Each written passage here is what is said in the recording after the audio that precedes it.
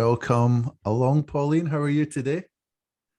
I am very well, Bobby, and it is great speaking with you. And yes, you talk about Draker. Wow, he is a fantastic person. And yes, yesterday was his great-great-grandfather's birthday. And he was unable to come to London. You would have been able to meet up with him in person. Mhm. But he's in New Orleans and he's doing some other shows out there. And now that it's all open for us to fly, soon he will be here. Awesome. He is really a very down-to-earth person. You will love him. You will like to talk with him more in depth when Yeah. you see him Mhm. and meet him face to face. Absolutely. And I think you will have a great time just talking with him.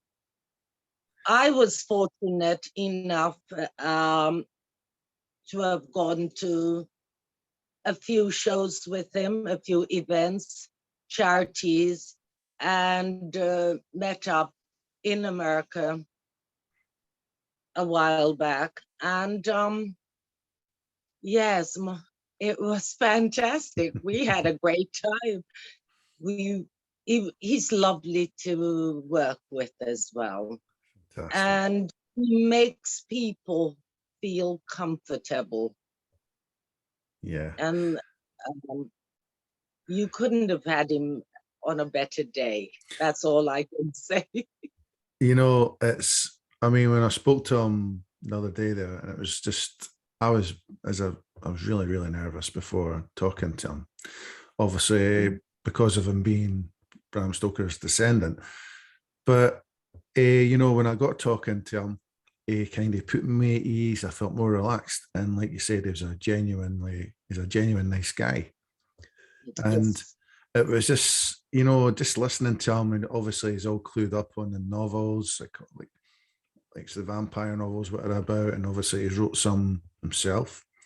So he's Exactly. like, That's going to so say he some, and he does come around and come into London to promote it, to do the walk, to talk about it, and to meet other people who are interested in Bram Stoker, especially when you talk about that it's all horrors, it's all fantastic stories that it has been around for a long time. oh And yeah, all the films keep coming, and will continue to do so in future. absolutely. And I mean, obviously Bram's left a lasting legacy, which is still touched, well, practically just about everyone around the world, and he's got the most, popular, I'd say, horror icon, which Mhm. is like, like Frankenstein, a close second, I would say. But or you get people that maybe like Frankenstein better than Dracula, or Dracula better than Frankenstein. But it's such an iconic. But don't you think they work together hand in hand on uh, different levels? Absolutely, absolutely.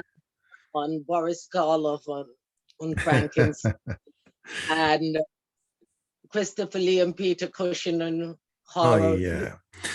I spoke to Dick, and I told him that years ago, I nearly had the opportunity to work with Christopher Lee, which would have been amazing. And obviously you met the man.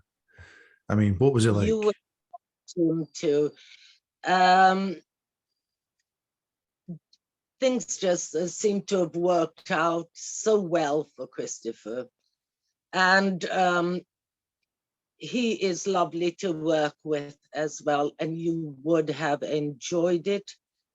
And sad that it is not going to be possible, but you can do your own horror film as Oh, well. but You can always say, this is in memory of him. Absolutely. This is, and He's- this is my turn on it, or my twist to this one. So it and covers both. you Have you know, noticed? absolutely. And he's, you know, he is one of my heroes, you know, and it would have just been nice to work with him. He's just such a, you have, when you see him on the TV or film, he has, I mean, you obviously worked with him. He's a man with gravitas, I would say. He has like a Yes. presence about him. He has, and he didn't feel that he has to say a lot to stand out, and to, he didn't like dialogue that went on forever, because it can be said in less words. Mm-hmm. And presence, the cameras loved him. Come on, we all know that. Just Absolutely. like it did, just like it did Boris Karloff. Mm-hmm. And what can I say? Boris Karloff, my favorite. I had the pleasure of seeing him at Pinewood Studio long time ago, before he died and all that. And that was my moment. So there you go. So I love both. So did you actually go up and speak to Boris Karloff? Yes, I said, it's a pleasure seeing you and meeting you, but I too must dash, and I had to run back to the set. But I had to see him. I wanted to see him. You know, that And would have been something else. it was while I was in Whitby, with Martine Bestwick and Caroline Monroe. Someone gave me a drawing of Peter, of actually Boris Karloff. And yes, I've got that. My own Boris Karloff. Brilliant. Absolutely fantastic. I think last year, while I was up in Whitstable filming with Tony Marsden on Witches in the Sand. I went to his Peter Cushing Museum, and pictures of them were all there. And sometime this year as well, when I went, and they're redoing the museum for Peter Cushing. As you know, that's where he lived. Where Tony Marsden was going to kill me, and he did. I was so blooded. Plus the fact they shoved me in a cupboard. I was sort of the town nosy person, know it all, knew everyone. But I'm also, without giving anything away on that, I was in a cupboard, my hair standing out, because I was sort of like a witch. And yes, they locked me in a cupboard. I was in there screaming. So when can we see it? Next year. Good. Next year. Look forward to seeing it. Really am. Not just the fact because you're here, but just looking forward to seeing the film. Oh, me too. Me too. I was killed so many times. It's amazing. I'm here. So I'm happy about that. Good stuff. So there you are. Oh, fantastic. Well, I'm looking forward to seeing that. I really am looking forward to seeing it. But, you know, I mean, over the years, I mean, you've did quite a few films. I mean, obviously you worked on Hammer. You know, we touched up upon Christopher Lee there, but you also did like Carry On films as well. And you did Carry On Girls. I mean, how was that for you? That was wonderful. Oh, wow. We had a great time. I had worked with Jack Douglas before in a play. And so being on the set, I knew him. and we carried on as if we were on stage, and that was great. I love Sid James and Barbara Windsor, and the rest of the cast were just so lovely. Margaret Nolan, who I'd known as well. So it was lovely to work with them. Mm-hmm. And as you know,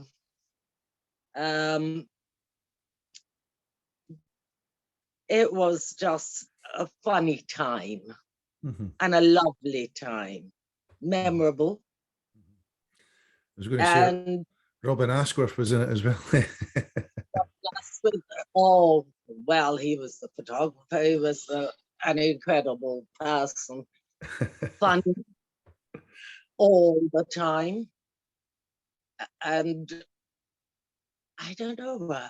Actually, I was unable to see Robin the other day because other things were happening. I had to go back to do the last shooting on Witches in the Sand. Mm-hmm. And but we might be meeting up at Dark Fest later on this month. Good stuff. Yeah. So you're kind of, do you still see Caroline Munro and quite a bit as well? Yes. We were supposed to be shooting a film in Whitby, mm-hmm.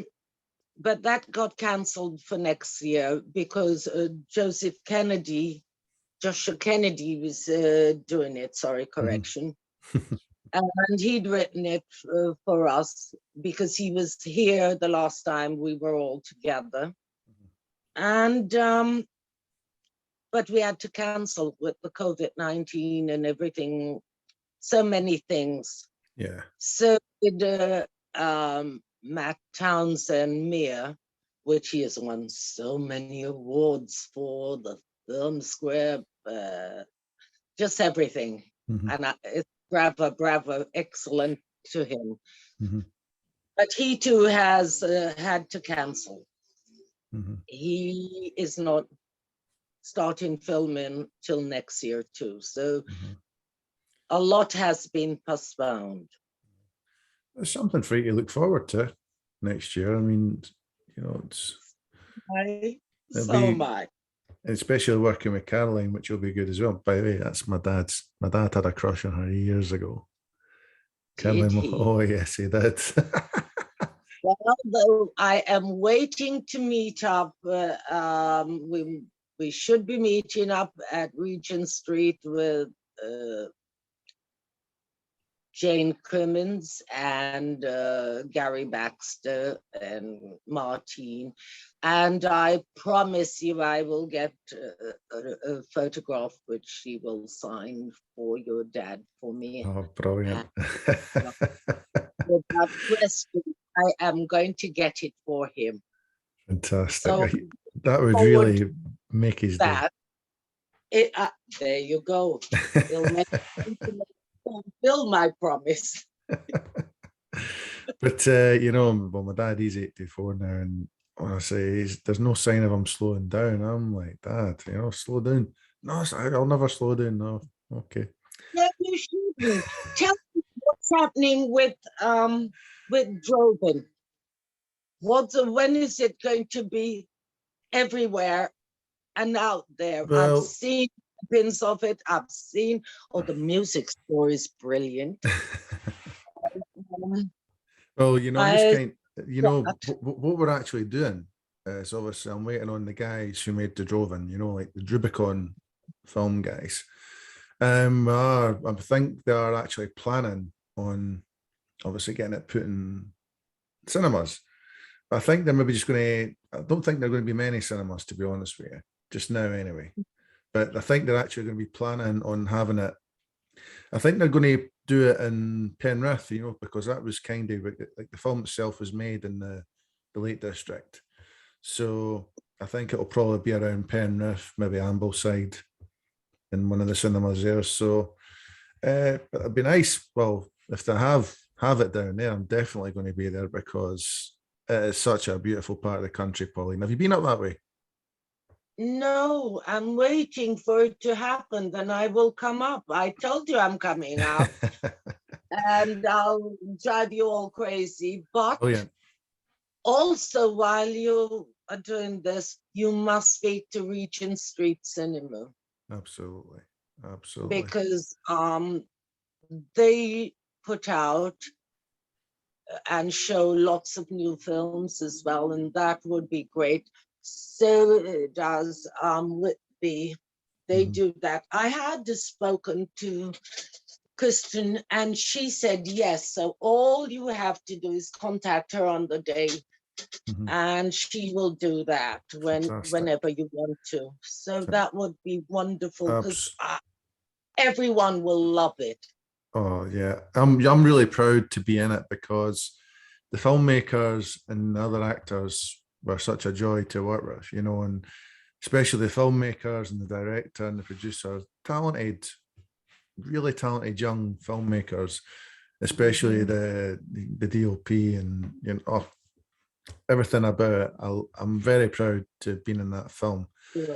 But all I can say is with yourself. I mean, you've obviously did a bit of like films yourself, and you enjoy going to all the conventions, and you meet up with like lots of great people like Ian Ogilvy and obviously Caroline Monroe. Yes, And I was fortunate. I had done one of the Saint with them as well. I also was at Oakley Court last weekend and for Halloween, my day. And I met up with Lindsay and Margaret Flo and who else? Who else? I met up with Jodie Marston. was it not Madeline Matheson. Smith? Madeline and I sat and chat.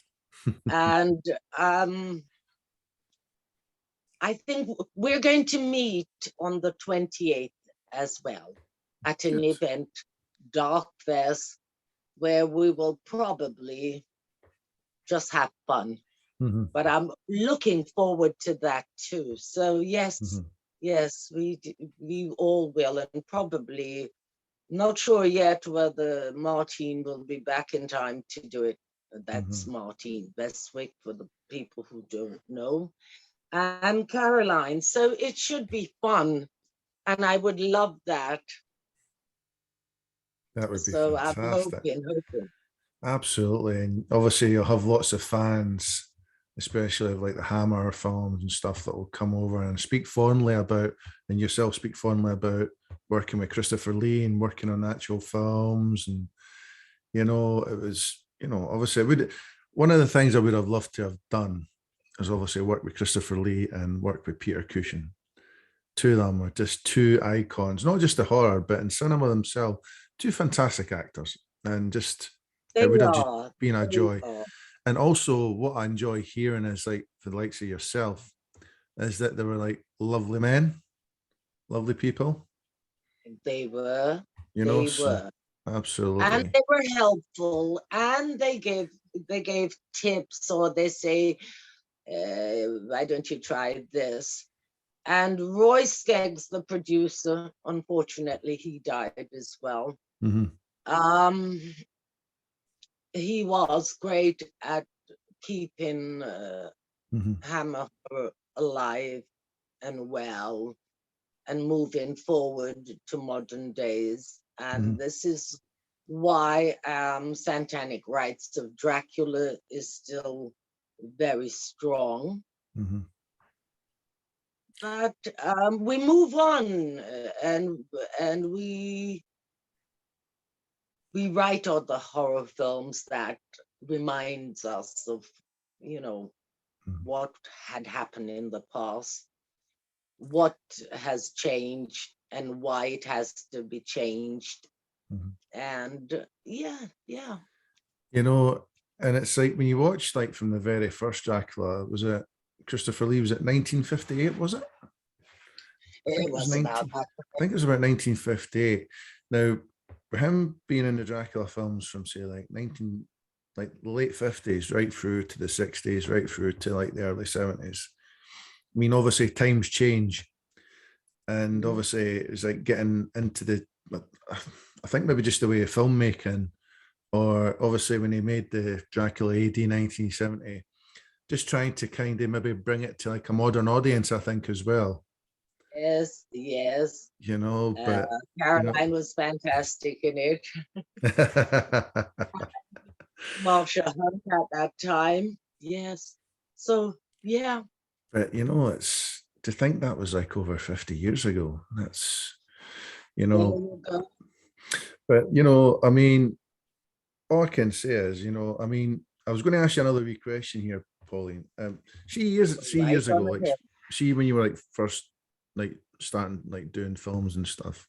Obviously, you did the Fire Chasers, and then you had a couple other ones before the Satanic Rites, Dracula. And I mean, did you actually look at yourself to think, right, okay, we just taking each film at a time, or did you think to yourself, right, I want to aim as high as I can, get to Hollywood type thing, or Yes, that's when I did Cuba as well. But no, to me, it was a job. It Mhm. was the work. It, um, at that time, we were all hoping as artists, as actresses, to get the next film, get the next part. And I was fortunate at the time to then go on to Cuba with Sean Connery, Denham Elliott, and oh, just such a fantastic cast. did you enjoy? Brooke, Did you enjoy working with Big Sean? oh, isn't he just and was a fantastic person and actor. I had a wonderful time. Mhm. We arrived on location and it was late. We were going to be on set the following morning, and he said, also Denham Elliott and I got on the plane together to get there, and he said, "I'm give you an hour, get yourself together, and we can run through the scenes." And Jack Weston said, "Count me and I'll come down," because the first couple scenes we had to shoot um, was with them, and I had to go straight in, talk about the bedroom scene, me ripping off Jack Weston, him. So we just sort of talked it through and had to be on set ready to start somewhere about 7:45, but had to be in makeup from 6. And we were, yeah, jet lag, tired, but Yeah. knew what we were going to do. And yes, oh yes, it was a great, great time. I loved every minute of it. So, so you must have obviously going back to when you made that film. I mean, was Cuba itself? What was it like working in that country? It was good. I had to learn some Spanish for it. The people themselves that were also part of the crew and all that were absolutely wonderful. And Sean and the rest just said, "Oh, we're going to meet up in the tavern. Let's all say about 8:39. Talk for a while, have a glass of wine, and then sort out tomorrow." So we all used to meet up the night before. There were none of the actors had that great big hang up and the superstar the attitude. It was really, let's just work, let's see how this is, let's map it out. So time was cut down. It didn't No, it did not take as much time as it would, like 9 months or something like that. It was 3 months or 4 months, depending on location, and then get on with it, worked with each other. And no, Sean Connery was a wonderful person. Well, considering the amount of films he had been in prior to this, he too is an icon. He's brilliant and was brilliant and is.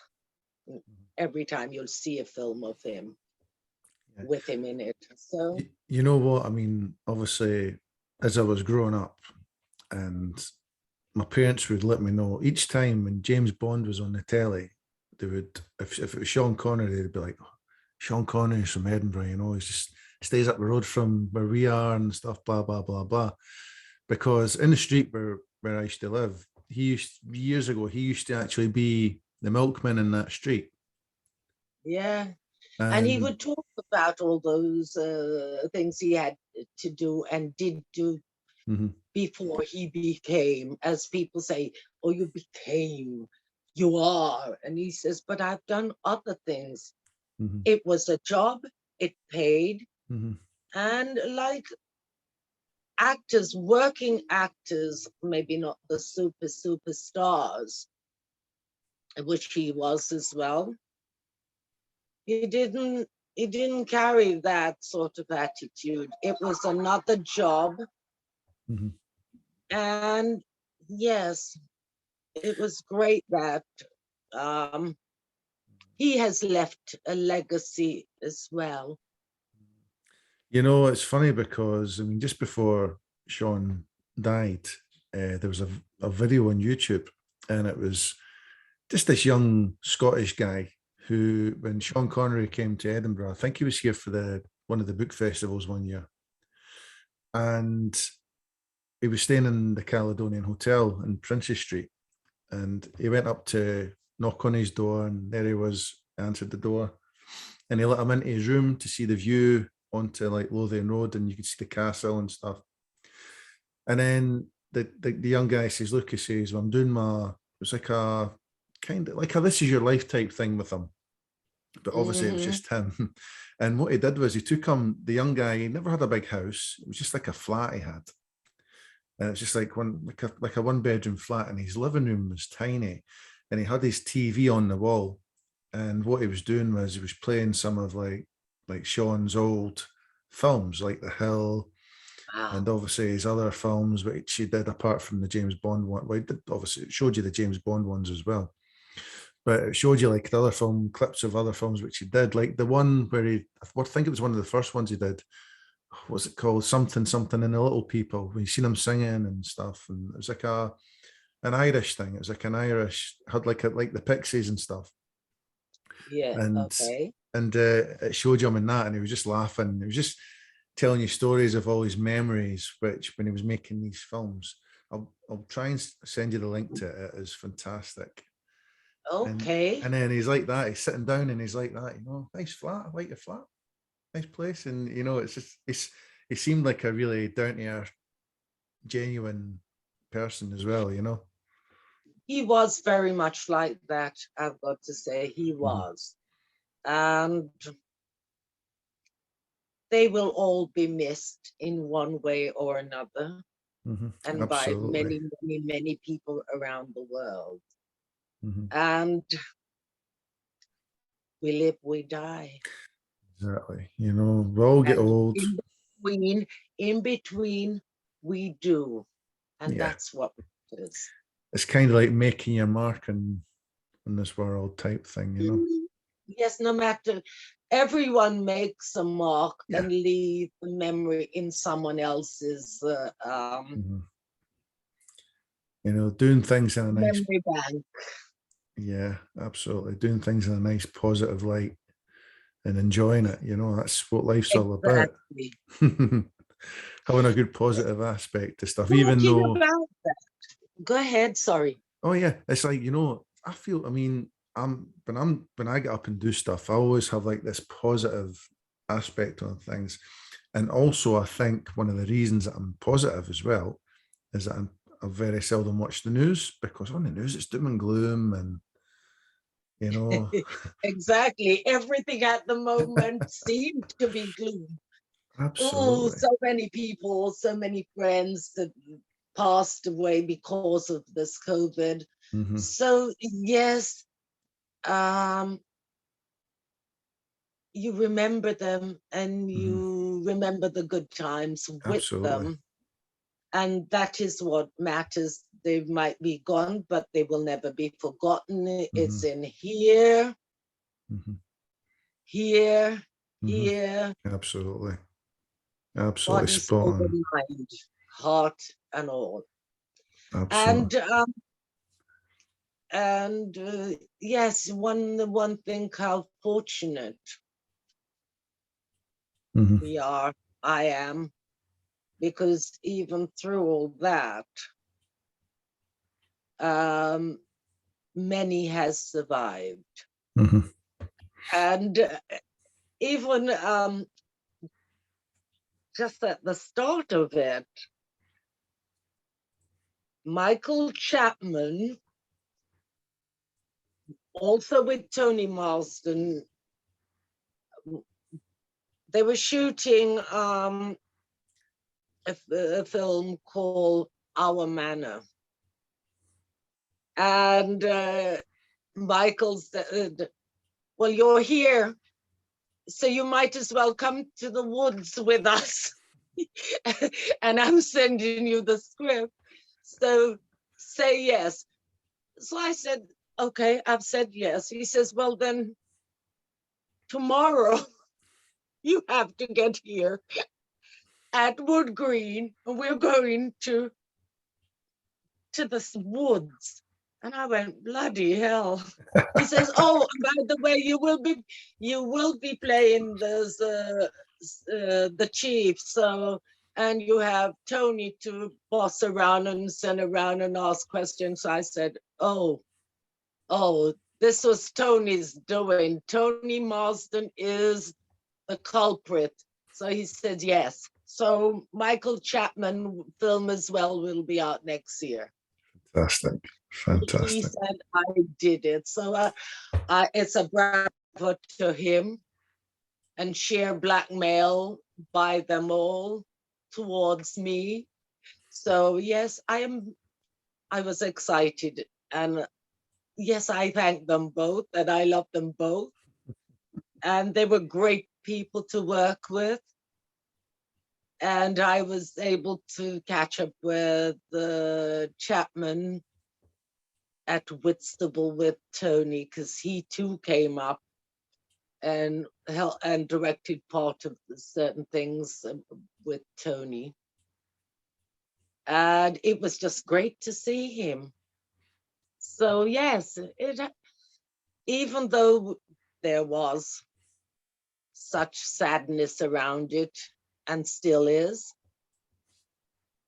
we had a great time. We did that with the same social distancing, mask on, mask off, all that. And yes, COVID tests, all that. Yes, and I do believe that while one is around and going out, one should wear a mask. I don't Yeah. care. Yeah. I Absolutely agree with also you. believe that if you do not know the people, you should ensure your own safety. Absolutely. And yeah, yeah. So I'm not going to dwell on it. I'm not going to be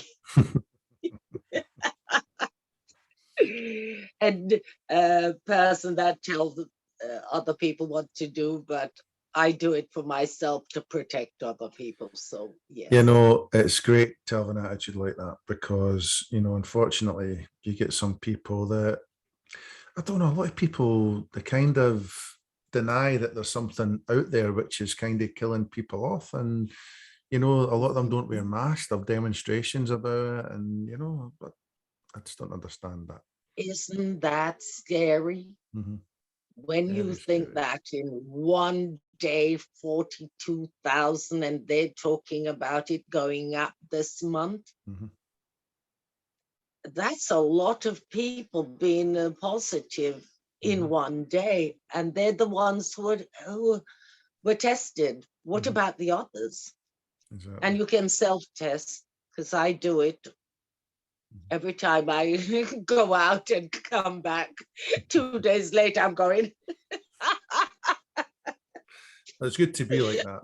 It's good to be like that because obviously, I mean, you've got your family, got your daughters and stuff, and you know, it's yes, good to just be safe, especially with family, where family's concerned, you know.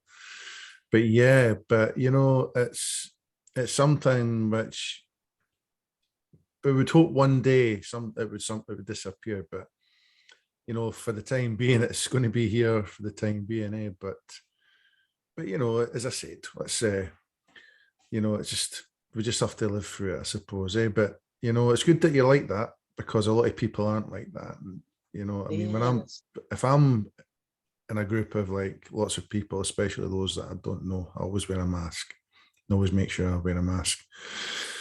But yeah, but all I can say is, you know, it's so great to have you on here, Pauline. You know, thank you. Thank such you for asking, and thank you for having me. it's such an honor because you're a fantastic woman, fantastic person, and you know it's just great to have you on the pod blast. Which, you know, it's obviously yesterday, no, 2 days ago when I was talking to Dacre, I was totally, really, really nervous about doing it. And then having done that, it's like, you know, I really enjoyed it, especially being such a knowledgeable guy and being such a nice guy as well. And then obviously talking with you is just like being nice and it's been a cherry on the ice and on the cake, you know, it's just been fantastic. Absolutely brilliant, Pauline.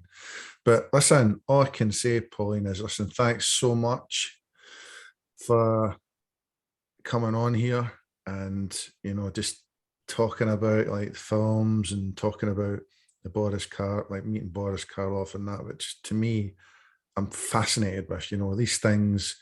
I love listening to stories like that. And, you know, it's part and parcel of being an actor. And, you know, it's like when you talk to like other actors and when you listen to their stories, it's just wonderful, you know, and especially people like yourself, lovely, talented people. And it's just such a joy. It's honestly, it's such a joy to talk to you today. So listen, I mean, For listen, me, thanks. with you too, and thank you, thank you, thank you for wanting me, especially following Rega. Oh wow, I'm going to call him, and I have spoken to him about your Mhm, podcast with him. mhm. And And so he think I put you up to it. So I'm going to take that rap too, you know, it's but really he won't. funny. It's really funny. Like I said to you, you know, like when I asked him to do it, I was like, I actually had no idea that it was Bram Stoker's birthday the next again day. Honestly, I did not, which was so ironic. It was so funny. It was so ironic. And then I thought to myself, well, that's a great time to chat to him. And it was such a fantastic chat. But, you know, it was one of these things which you know, I'll always it'll be one of the best things which I've ever did was chat to him and then chat to you like the next couple of days after. Honestly, it's been fantastic. Pauline, thank you so much for coming on here into the pod blast. You know, hopefully see you someday. We'll come down and see you in Whitby or whenever you're at your conventions or whatever, and have a coffee and stuff. And you know, Thank you. Thank you. And I hope you have a good day. And it was such a pleasure. And it's wonderful to be invited. And we will do more another time when you absolutely, can ask the real questions you wanted to ask. But it's good to keep some for another time. absolutely, absolutely. But you know, we'll get that other time. I'm looking forward to it. And especially next year, especially being like Dracula's 125th.